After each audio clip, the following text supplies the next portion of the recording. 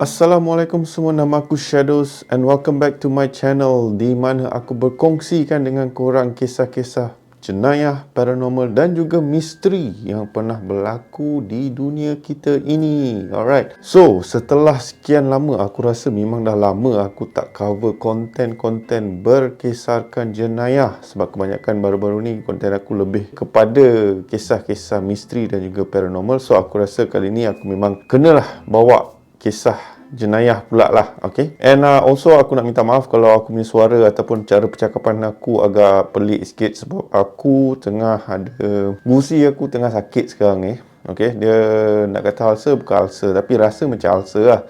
Dia bengkak kat dalam. So okay lah, tak apa. So aku minta maaf sebab adalah kokot percakapan aku ataupun bahasa aku keluar macam pelak-pelak sikit sebab tahan sakit at the same time.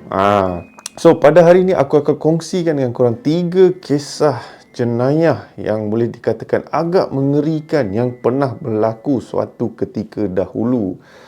So, kalau korang nak tahu kisah apa, korang kena stay tune lah kan. And also aku ingin berkongsi dengan korang, Alhamdulillah aku dah mencapai 400 subscriber buat masa sekarang, which bagi aku adalah satu achievement because aku tak terbayang aku akan sampai ke tahap ni. Okay, and yes, next target aku towards 1k subscriber, insyaAllah kalau diberi peluang dan diberi rezeki untuk mencapai 1k subscriber, aku berasa beramat bersyukur lah. And also benda ni semua takkan berlaku tanpa support dari subscribers aku and juga viewers aku yang sedang menonton His Shadows channel. So kepada viewers baru aku, subscribe ke channel aku. And kalau korang nak review dulu ke apa, korang boleh tengok segala konten-konten aku yang pernah aku naikkan. And kalau korang suka pada konten jenis macam ni, korang boleh like, share and also subscribe ke channel aku. And akan ada banyak lagi konten-konten menarik yang akan aku kongsikan dengan korang. Okay, so tanpa membuang masa, let's get into today's story guys.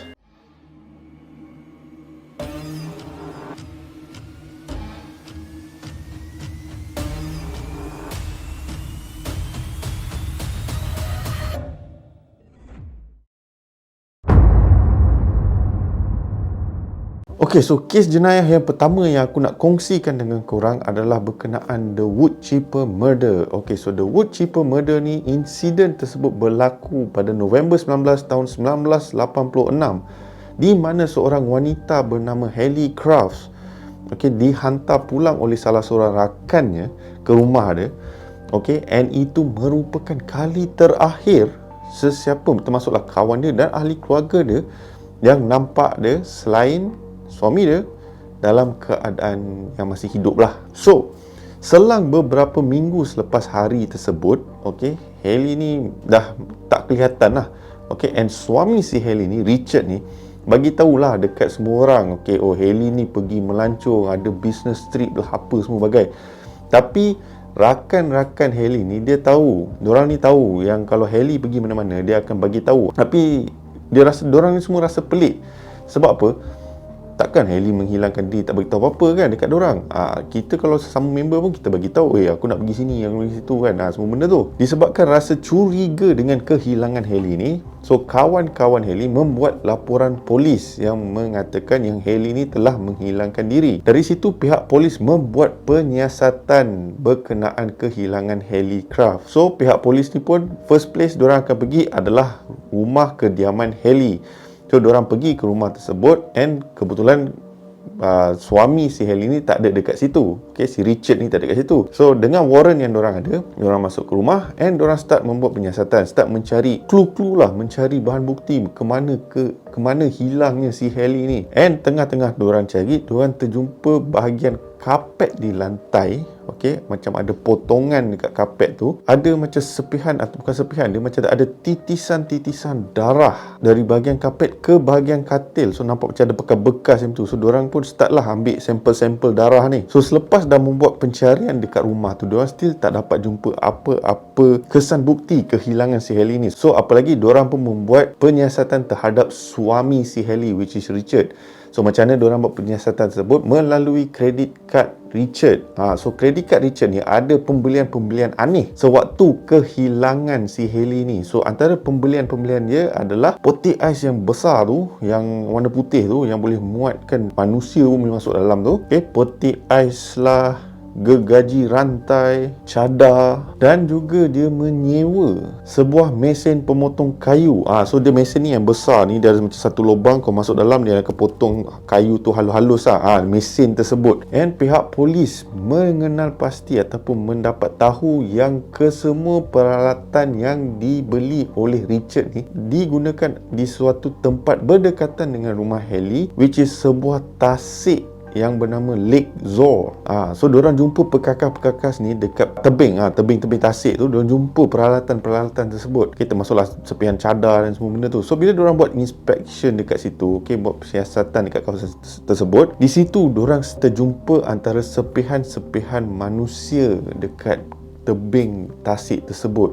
Antara benda yang diorang jumpa adalah gigi, kuku, bahagian-bahagian tulang, termasuk rambut, dan juga darah yang berjenis type O. And diorang pun buat penyiasatan yang lebih dengan masuk ke dalam tasik. Ada kru-kru diorang akan masuk ke dalam tasik, and di situlah diorang jumpa gergaji rantai. Gergaji rantai tersebut penuh dengan darah manusia dan juga rambut-rambut yang melekat dekat gergaji tersebut, which rambut dan juga darah menunjukkan bahawa ia adalah kepunyaan Hailey Craft. So mengikuti beberapa series of forensic punya investigation, diorang mengeluarkan satu teori macam mana Richard ni membunuh isteri dia sendiri. So antara teori yang diorang dapat simpulkan adalah selepas Richard membunuh si Hailey ni, dia simpan si Hailey di dalam sebuah peti ais, yang peti ais besar yang warna, aku tahu kenapa aku selalu terbayangkan warna putih, tapi peti ais tu yang besar tu, di mana dia menyimpan mayat Hailey selama beberapa hari supaya mayat tersebut menjadi beku. And kemudian Richard ni menggunakan gergaji rantai untuk memotong bahagian-bahagian badan si Hailey. And selepas dah memotong, dia masukkan ke dalam mesin pemotong kayu untuk kira nak menghaluskan lagi lah mayat tersebut, sampaikan ibarat macam sampai tak ada bahan bukti lah. Tapi berdasarkan penyiasatan, tak ada lah, nak kata tak ada bukti. So Richard ni membuat kerja, orang kata kerja orang malas lah, kerja separuh jalan orang kata. So akhirnya selepas semua bahan bukti itu berjaya dikumpul, Richard juga berjaya ditangkap pada Januari 1987. So, selepas penangkapan beliau, dia pun melalui proses pembicaraan yang pertama, tapi disebabkan juri, diorang tak menggunakan sistem penghakiman macam kita dekat Malaysia ni. Diorang menggunakan juri yang akan membuat keputusan. Ada isu sikit dekat situ, alright, di mana pembicaraan dia pertama, diorang gagal untuk memutuskan hukuman terhadap beliau. And pada pembicaraan dia yang kedua pada November 21 tahun 1989, pihak-pihak juri telah jatuhkan hukuman dipenjarakan selama 50 tahun and eligible for parole. Parole ni kira dia akan dibebaskan, tapi akan diperhatikan, dia kena macam register lah. Bila dia keluar tu, dia akan tiap-tiap bulan dia kena register, lebih kurang macam tu lah. Pada tahun 2021. Kita sekarang berada di 2022. So Muhammad Richard ni aku tak tahu sama ada dia masih hidup ke tak. Aku ada try cari, aku tak dapat cari bukti sama ada dia masih hidup ataupun dia sudah meninggal. Tapi ada yang mengatakan yang dia ni still hidup lagi. So itu kisah The Woodchipper Murder. So kisah kita yang kedua, The Alphabet Murder. A, B, C, D, E, F, G. Gitu. So The Alphabet Murder merupakan satu kes yang sampai ke hari ini tiada penyelesaian. Tiada siapa yang dipersalahkan ataupun masih tak jumpa siapa yang bertanggungjawab atas kes tersebut. So di antara tahun 1971 ke 1973, 3 budak perempuan telah dirogol, dicekik dan dibunuh di bahagian utara di bandar New York di Amerika. So setiap mangsa ni, nama pertama dan nama terakhir, so macam dekat US semua, diorang ada this thing called first name and last name.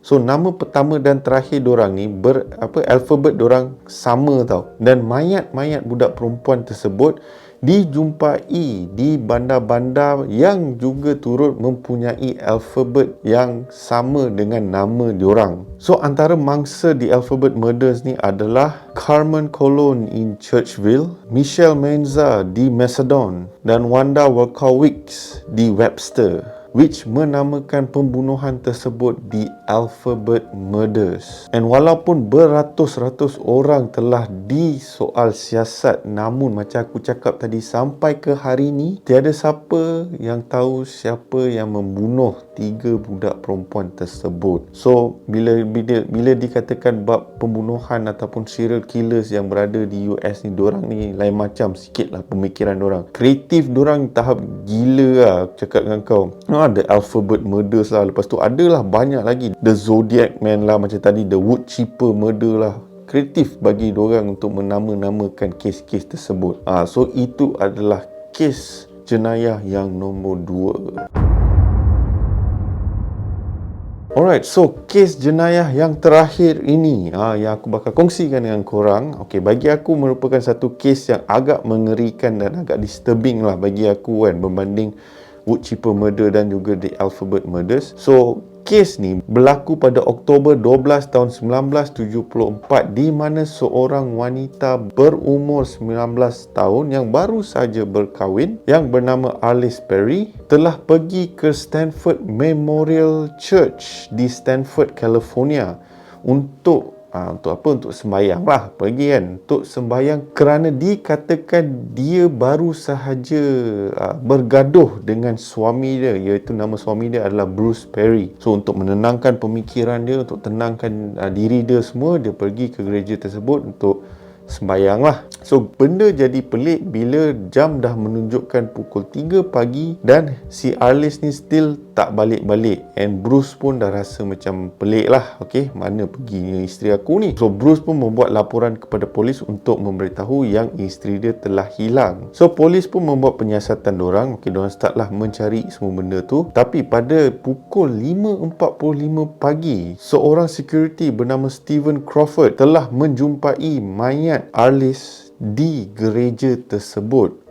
So apalagi pihak polis pun rush pergi ke gereja tersebut dan membuat penyiasatan dengan lebih terperinci. So mayat si Alice ni dijumpai berdekatan dengan tempat sembahyang di dalam gereja tersebut dalam keadaan baring menghadap ke atas. Okay, dia macam baring macam ni lah, menghadap ke atas. Dan yang paling mengerikan, polis menjumpai batang pemecah ais tu dekat belakang kepala si Alice ni. And also yang lagi mengerikan, handle, kira dia macam ada handle lah dekat atas pemecah ais tu, hilang dan tak dijumpai. So pentingnya benda tu sebab bahan bukti lah. Okay, cap jari semua benda tu. Dan ada beberapa kesan yang menunjukkan bahawa Alice ni telah dicekik. Dan yang paling bagi aku disturbing lah, okay, pihak polis jumpa lilin sepanjang 3 kaki. Okay, 3 kaki panjang tu lilin tu. Okay, lilin sepanjang 3 kaki dijumpai atas badan si Alice ni. Salah satu lilin tersebut berada di antara buah dada si Alice, and satu lagi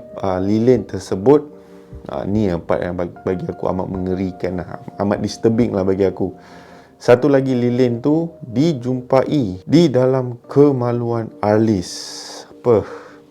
Psycho, tak apa benda selalu orang buat, tak manis And the best part is benda ni berlaku dalam gereja, kau tahu tak, tempat orang sembahyang, benda pembunuhan ni berlaku. And so pihak polis pun continue lah sambung dengan penyiasatan dorang untuk cari lebih lagi bahan bukti, di mana dorang jumpa bekas air mani di atas. Okay, so dalam gereja ni dia ada satu tempat di mana dorang berlutut dan ada macam bantal lah dekat untuk support dorang punya lutut. So di mana kat situ dorang jumpa bekas air mani berdekatan dengan mayat si Alice ni. So dalam otak aku satu ni, setelah ni confirm kena rogol, lepas tu kena bunuh. And again, macam aku cakap tadi, dibunuh di dalam gereja. Apa benda lah kedua orang ni. So pada awalnya, biasalah kes-kes pembunuhan macam ni selalunya di US, suspek utama adalah suami dia, okay, and suspek kedua adalah Stephen Crawford yang menjumpai mayat tersebut. So pada awalnya diorang dua lah suspek yang paling besar. Namun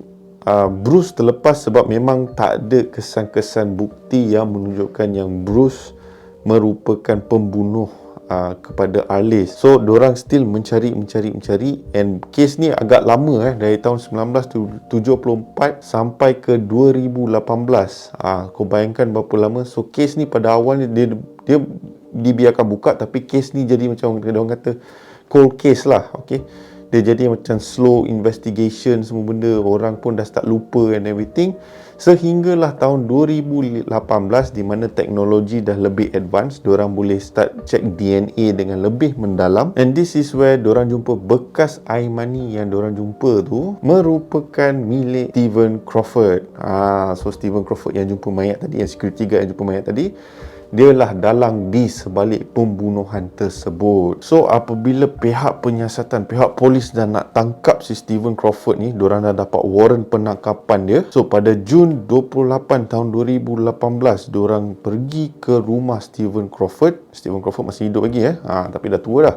So diorang pergi ke rumah dia. Elok diorang nak tangkap dia. Stephen Crawford pegang pistol di tangannya dan membunuh diri. So in the end, walaupun boleh dikatakan on a certain level kes tersebut telah consider macam selesai, tapi ia still menjadi macam nightmare lah untuk kampus di sekitar gereja tersebut, kerana pembunuhan tersebut dilakukan dan consider tak, macam orang tersebut tak ditangkap lah kan, sebab dia ambil jalan mudah, which is membunuh diri.